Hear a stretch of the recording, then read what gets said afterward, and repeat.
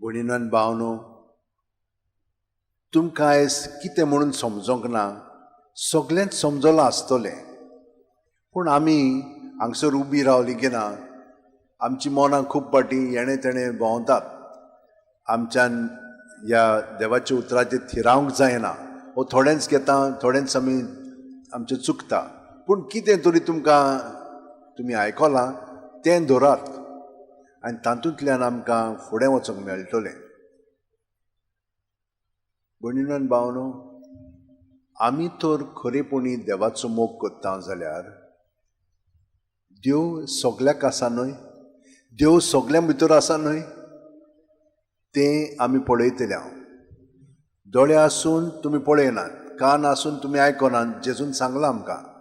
पूण खरेपणी तर आमी आजीर जायत देवाक, जाल्यार देव सगल्याक आसा हें आमी आमच्या दोतोरनीन शिकल्या, तें आमी पाळटले. देव दुसऱ्या भितर आसा, ताचो आमी परमोस करतले. आनी कसो करतले? आमकां तो सगळें शिकयतलो. ताका तर आमी आजीर जाय. कितें म्हणूंक जाय, कितें करूंक जाय, कशें करूंक जाय, तें त्या वेळार आमकां सोंपेपणी येतलें. पूण म्हत्वाचें म्हणजे ताका आजीर जावंक जाय. आनी हेंच देवान आमकां घडून हाडलेलें आसा. आमकां ताणें आपल्या सारकी केल्लें आसा, हे परी ताचे सारकी आमी जावच्याक ह्या संवसारांत जियेतना. पूण आमी जाणो कशे भाशेन आमी ओड्डफूट जाता, ते भाशेन आमकां जियोंक जायना. तो ताणें कितें केलां? आपलोच आत्मो आमचे भितर घातलेलो आसा, आनी वो आत्मो आमकां भितरल्यान सगळें शिकयता.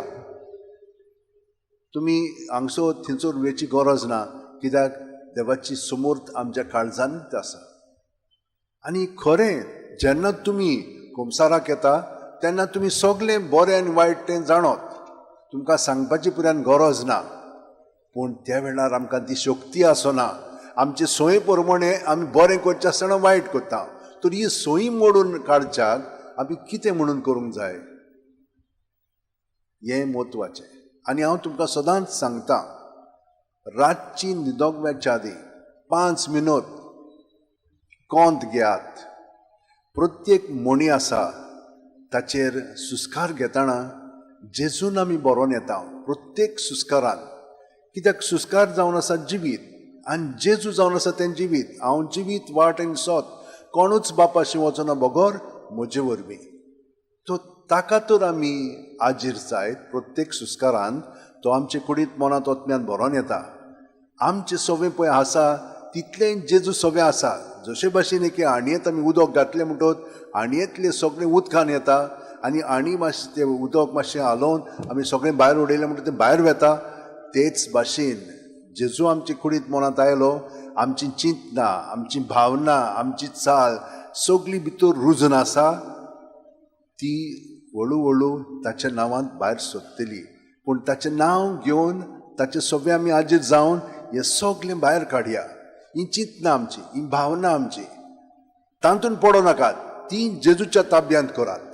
आनी तुमी पळयतल्यात ही सोंपी पद्दत ज्या प्रमाणे आमी आमकां सुटका मेळटली, आनी आमी भितरल्यान अदीक आनी अदीक जेजून बरोवन येतल्या. जेजू आमचें सगळें आसा, पूण हे पद्दतीन जेजू सारकी आमी अदीक जावंक लागतल्या. ही एकदम म्हत्वाची पद्दत. पूण पळयात कितें जाता पळय तें. एके पाटी अशे भशेन केलें की ना, प्रत्येक मणीचेर आमी म्हणलें की ना, ताका 5 की 10 मिनट लागतले सिद्धीदान करशात जाल्यार. पूण तुमकां कितलो फायदो मेळटलो? सारकी शांत जातल्यान आमी. आनी हे शांतीन न्हिदोंक गेली की ना, तुमकां गोळी पर्यंत नाका. खूब जाणांक रातची झेम पडना, कित्याक ही चिंतना, ही भावना सगळी गच भरलेली आसा. ती आमकां आबोलार करतात आनी आमची झेम पर्यंत काडून उडयतात. ताका लागून आमी स्ट्रेस जाल्लेले आसा. हें सगळें स्ट्रेस भायर सरतलें आनी शांत जावन आमी न्हिदोंक वेतले. जेजू जो आमचे भितर आसा तो आमकां थाऱ्यार हाडटलो. आमी कशे भाशेन ताचे सांदे आतां जिवंक जाय तें घडून हाडटलो. सकाळीं उठली की ना, आमी तींच नवी मनशां जी न्हिदोंक गेल्लीं पळय तीं आतां आमी नवी मनशां जाल्लीं आसा. आमी नवी रचना जेजू सगळें घडोवन आयिल्लीं आसा, कित्याक ताणें हो सगळो वावर आमचे पासत केलेलो आसा. आनी सकाळीं उठली की ना उर्बेंत, आनंदांत, मोगांत आमी ताका एकवटून रावया. तेच भाशेन त्या आख्या तेरसाचेर म्हणून हितून सगळे मोणी आसा जेजूच्या एकवटान रावत. आनी हाचो फायदो कितें जातलो? आख्खी रात मागण्यांची जालेली आसा. जशे भाशेन मोबायल आमी चार्ज करता ते भाशेन आमी जेजून चार्ज जातले. आतां चिंतना भावना आयली की ना तो आनी हांव एक हें सगलें ताचे सोबें धरून तें नाटक जातलें. आनी ताचो पवित्र आत्मो आमकां कितें चिंतूंक जाय, कितें म्हणूंक जाय तें दाखयतलो. प्रत्येक वेळा जेन्ना आमचे भितर ही चिंतना भावना उप्रासतात तेन्ना ती रोखडीच नाशी जातली. तितलेंच न्हय, दुसरी आतां ते भाशेन तुजे सारकी जियेनात, ती पातकान आसात. पातकान म्हणजे आपलेपणान जियेतात. हें आपलेपण असलें की ना मागीर देंवचार आमकां बरी शिक्षा दिता, आपणाक जाय पळय तसली. आनी ते भाशेन आमी दृढ विस्वासान ताचें आयकता आनी दुसऱ्यांक मार हाण करता उतरांनी कोन्यांनी चालींतल्यान. आनी आमकां बरें दिसता कितें? ना, आमकांय बरें दिसना. तर हें सगळें आमी दुसऱ्यां सगळें पळयलें की ना तर आतां आमकां जेजूची मोगाची शक्ती आसा. आमी जेजून सांगलां ते प्रमाणे तुमी तांचे सोबें तशेंच करात.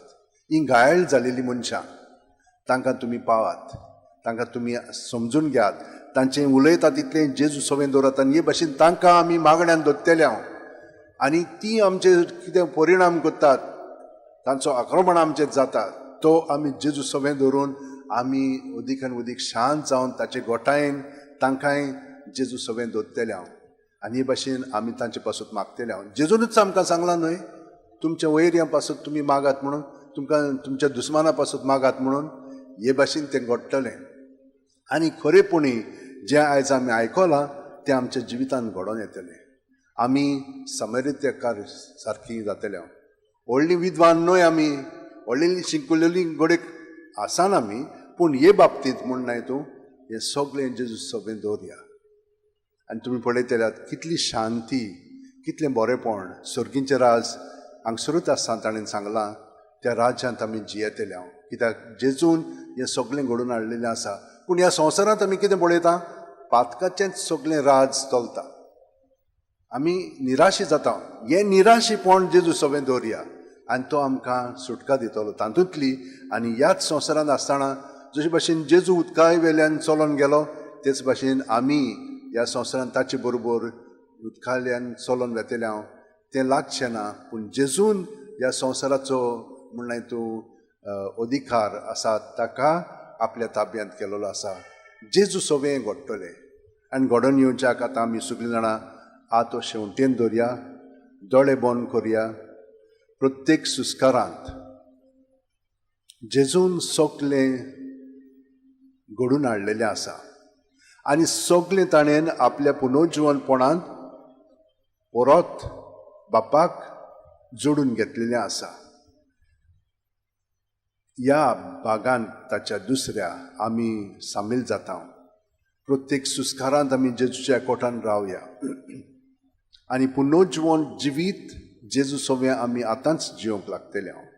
स्वर्गांत तशें संवसारांत आमचें सोबें घडोवंक लागतलें. भिवू नाकात म्हणून ताणें कितलेपणी आमकां सांगलां, हांव तुमचे सांगाता सदांच आसा.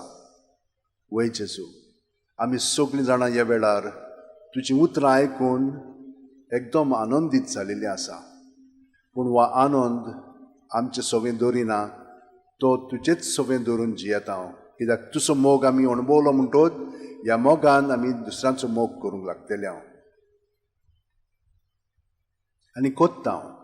पूण दुसरीं आमकां खूब पाटी तसलो प्रतिसाद रिस्पॉन्स दिनात. तेन्ना आमी परतून निराशी जावंक शकता, पूण जावचें ना. तुजे येवजणे प्रमाणे सगळें घडोवन येवं दी. तुवें आमकां सगलें शिकयलेलें आसा तुज्या जिवितांतल्यान. आमकां कसलीच भिरांत ना.